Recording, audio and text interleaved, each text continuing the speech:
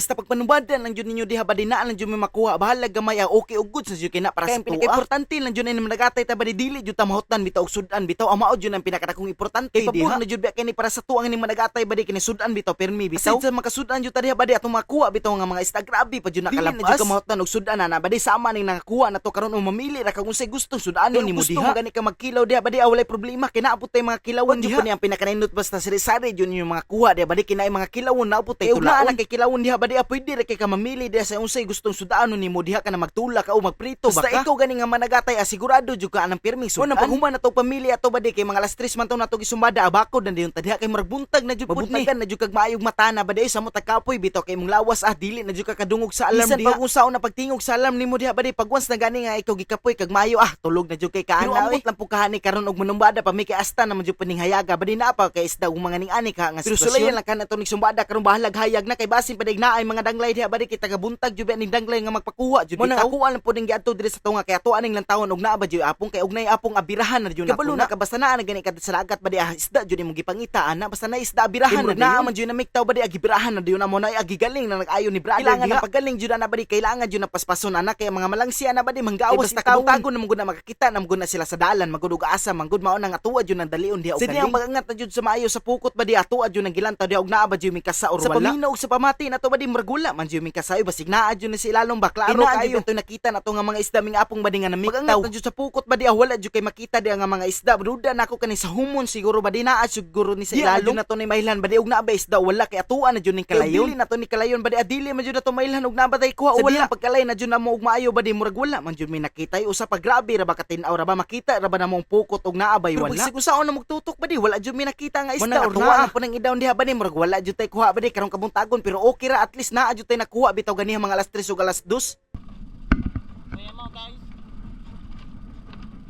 0